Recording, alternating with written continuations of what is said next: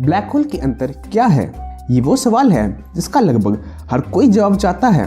क्या ये दूसरे यूनिवर्स में जाने का रास्ता है या फिर ये एक प्रकार का स्पेस डस्टबिन है?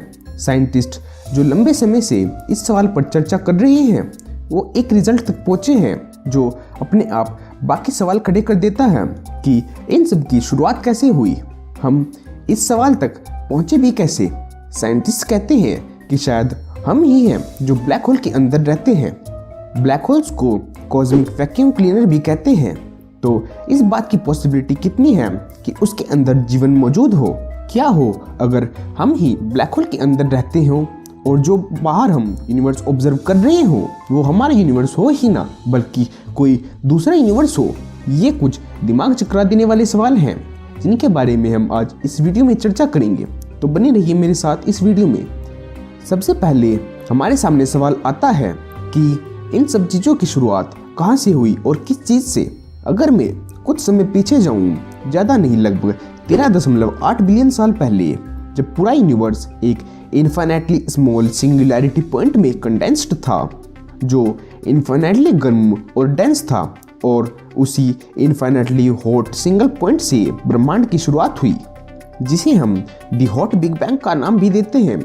उसी के बाद से हमारा यूनिवर्स अनइमेजिनेबल स्पीड से फैलता जा रहा है और ठंडा हो रहा है। कुछ साइंटिस्ट के अकॉर्डिंग सबकी शुरुआत एक मिस्टीरियस से ब्लैक होल से हुई। ब्लैक होल अंतरिक्ष में एक घने बिंदु की तरह है जो इतनी ज़्यादा ग्रेविटी प्रोड्यूस करते हैं कि लाइट भी उनसे पार नहीं पा सकती। कोई भी चीज़ जो उनके पास आती है वो बहुत जल्द स्ट्रेच और कंप्रेस हो जाती है, जिस प्रोसेस को स्पैगेटिफिकेशन कहते हैं। इवेंट होराइजन वो एरिया होता है जहाँ से ब्लैक होल का मूव शुरू होता है। इवेंट होराइजन से लाइट भी बचकर नहीं जा सकती। सिंगुलैरिटी और 1 पॉइंट स्पेस टाइम कर्वेचर पर वो एरिया है जहाँ ब्लैक होल का सारा मास कंसंट्रेटेड रहता है। अगर कोई ऑब्जेक्ट या पार्टिकल इवेंट होराइजन को क्रॉस कर गया तो वो उससे कभी एस्केप नहीं कर सकता। ब्लैक होल्स और यूनिवर्स में कुछ सिमिलरिटीज़ हैं। ब्लैक होल्स की तरह ही यूनिवर्स के पास भी सिंगुलैरिटी या सिंगल पॉइंट है, द बिग बैंग। वो इनफाइनाइटली डेंस और हॉट पॉइंट जहाँ से सब चीज़ों की शुरुआत हुई। बिग बैंग के बाद स्पेस ने फैलना शुरू कर दिया, पहले तो अनइमेजिनेबल स्पीड से और फिर थोड़ा मेजरेबल रेट पर, और वो आज भी एक्सपेंड कर रहा है। इसी एक्सपेंशन से हमें यूनिवर्स का इवेंट होराइजन मिला। तो अब आपके मन में एक सवाल आया होगा कि हमारा ब्रह्मांड काफ़ी ज़्यादा बड़ा है, तो जिस ब्लैक होल में हम रहते हैं इसका इवेंट होराइजन कितना बड़ा होगा? वेल, इसका आंसर बहुत सिंपल है। इस इमेजिनेबल ब्लैक होल के इवेंट होराइजन का साइज हमारे ऑब्जर्वेबल यूनिवर्स के साइज जितना होगा। एक दूसरे पॉइंट ऑफ व्यू से समझते हैं, उस सिंगुलैरिटी पॉइंट जहाँ से सब चीज़ों की शुरुआत हुई वो हमारे यूनिवर्स का एक रूप से बीज था। वो बीज अरबों गुना छोटा था किसी भी स्मॉलेस्ट नॉन पार्टिकल से। उसके इतने छोटे साइज के बावजूद भी वो इतना ज़्यादा कैपेबल था कि वो पार्टिकल्स, गैलेक्सीज, सोलर सिस्टम, यहाँ तक कि हमारी फॉर्मेशन की नींव भी रख सके। बट इतना ज़्यादा कैपेबिलिटी वाला बीज आया कहाँ से? यूनिवर्सिटी ऑफ न्यू हेवन के निकोडिन पोप्लोवस्की के अकॉर्डिंग हमारे यूनिवर्स का सीड यानी बीज द अल्टीमेट किंग में बना था, ब्लैक होल में मौजूद सबसे खतरनाक जगह। डॉक्टर पोप्लोवस्की के अकॉर्डिंग ब्लैक होल के अंदर जब कुछ मैटर जाता है तो कंप्रेस होने लगता है और एट लास्ट एक ऐसे पॉइंट तक पहुंचता है जहां से वो और ज़्यादा कंप्रेस नहीं हो सकता। किसी भी पार्टिकल का वहां तक पहुंचना लगभग इम्पॉसिबल है, बट हमारे यूनिवर्स का सीड वहां तक पहुंचा जहां से वो और आगे नहीं जा सकता था। वो इनफाइनाइट वेट लिए वहां बैठा रहा। बट जैसा कि आप जानते हैं कि ब्लैक होल फास्टली स्पिन करते हैं, लगभग प्रकाश की गति के बराबर। कंप्रेशन से जो टेंशन बनी थी उसमें ब्लैक होल के रोटेशन ने और ज़्यादा इजाफा कर दिया और कंप्रेस्ड पार्टिकल उसे झेल नहीं पाया और ब्लास्ट हो गया, जिससे आगे जाकर हमारा यूनिवर्स बना।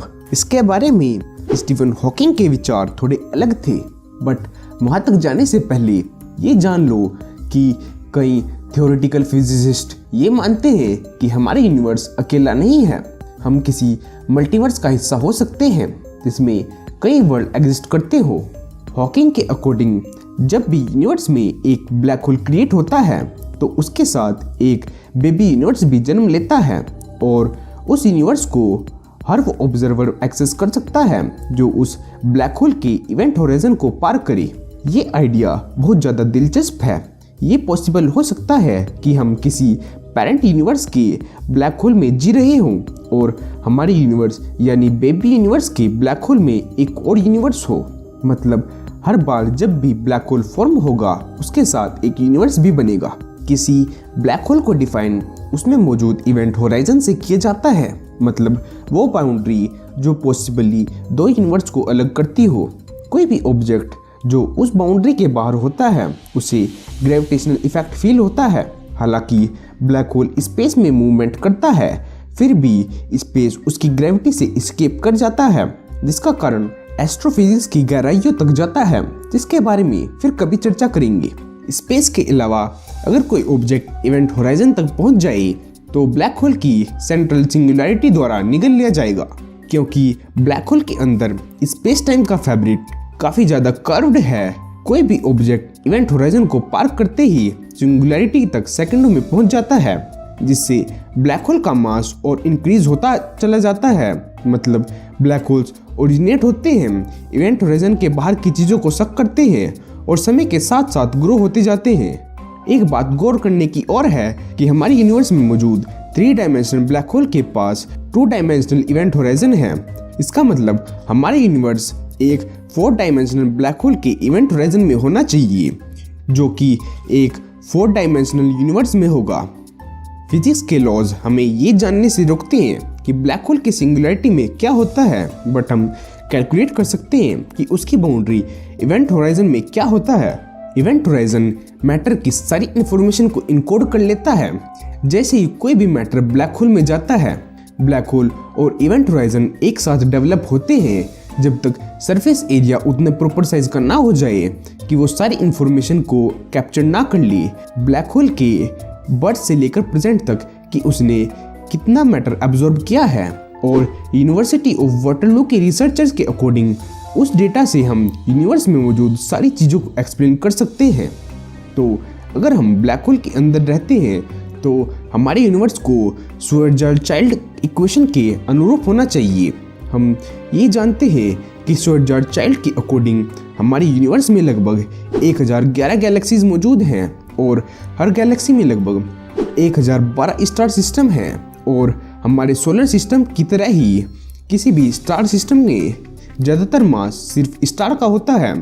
और अगर इस इक्वेशन में यूनिवर्स का मास रखें तो हम पता कर सकते हैं कि उस ब्लैक होल का रेडियस क्या हो सकता है।